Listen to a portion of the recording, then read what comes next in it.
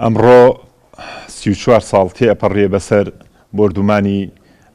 بینای قوتابخانەی سیروان شارۆچکەی سیروان کە لە 6/8/1986 لەو کاتا لە دەرەنجامی شەڕی نێوان عێراق و ئێران کۆمەڵی خەڵک لە مجەمەعی سیروان کە لەم ناوچێنی دشتێجێ بوون بۆ خۆپاراستن ڕوو لەم بینا ئەکەن دەرەنجام نزیک بە 200 هاوڵاتی شەهیدە بن و زیاد لە 50 بۆ 100 هاوڵاتی کەش بریندارە بن سەرجەمە و هاوڵاتیانە بە شەیدی هاوڵاتی تۆمارەکرێن بە پێی یاسای وەزارەتی شەیدان دیارە ئەمڕۆ دوای 34 ساڵ ئێمە یادی ئەو شەیدانە بەرزڕاگرین بەڵام بەهۆی پابەندبوون بە ڕێنمایەکانی وەزارەتی تەندروستی و وەزارەتی ناوخۆی ئەمە ئەمساڵ مەراسیممان ئەنجام نەدا بۆ بەرزڕاگرتنی ئەو یادە بۆیە لێرۆ جارێک کە سەری ڕێز و نەوازشدا ئەنوێنین بۆ شەیدانی بیناسوتاوەکەی سیروان و سەرجەم شەیدانی کورد و کوردستان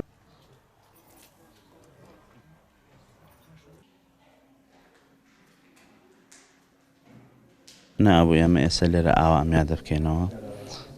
ئەبوو هۆڵێکی شایستە و شوێنێکی تەرتیب بۆیە کە ئێمە حەدی ئەقەل مەسەلەن میوانێکمان دێ ڕۆمان ببیهێنینە ئێرە وەکو نیشانەی مەزڵومیەتی ناحیەکەمان پیشانی دین بەڵام بەداخەوە بەڵێ ئەمە وەکوتم لە ساڵی پار و پێرار ئەمەشی بۆ کراوە کە کۆمەڵی ژووری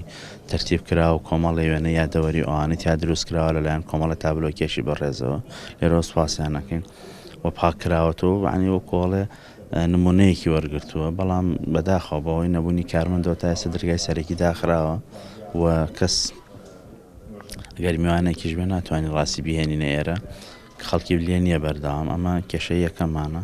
کێشەی دووەمیشمان خودی بیناکەیە کە هیواخوازین لە ساڵانی ئایندە هۆڵێکی شایستەی یا بگرە بتوانین لێرە یادەکە بکەینەوە و کەسوکاری شەهیدانیش ئەمە 5 ساڵە لەسەر یەک لێرە ئەم داواکاریەکەین و بە خودی جەنابی وەزیریش لەلایەن ئەویشەوە هەوڵمانداوە وەزیری پێشوو بە سوپاسەوە کۆمەڵێ ئیشی باشی بۆ کردوین و هاوکاری کردوین هیوادارین جەنابی وەزیری شەیدانیش کە ئێستا دەست بەکارە بتوانێت ئەوەی کە وەزیری پێشوو تەواوی نەکردووە تەواویکە و ئەو ئیمتیازات و مافانەی کە کەسوکاری شەهیدان پێشووتر هەیان بۆ ئەمانیش هەیان بێت چونکە ئەمانیشی چیان کەمتر نییە لەوان ساڵی 87 تا شەهید بوون و بە تۆبارانی شەهید بوون کە ئەوە نیە بڵێ بە مردنێکی ئاسایی مرد بێت ئیمتیازاتەکان کە خۆی بینێتەوە لە خان و زەوی مەسەلەن دامەزراندن ئەوەی کە کەسوکاری شەیدان پێشووترەوە گوتم کیمیا باران و ئەنفال شمولی کردوون و شەهیدانە کە هیچیان بۆ نەکراوە تا ئێستا بەداخەوە زۆر ساڵیش عنی تەجربەمان کردو بە تایەتی لەم 1-2 ساڵی دوایە کەسوکاری شەیدان گەرم و گوڕین بۆ هاتنە ناویادەکە تەنیا لەبەر ئەو گلیانەی کە هەیە.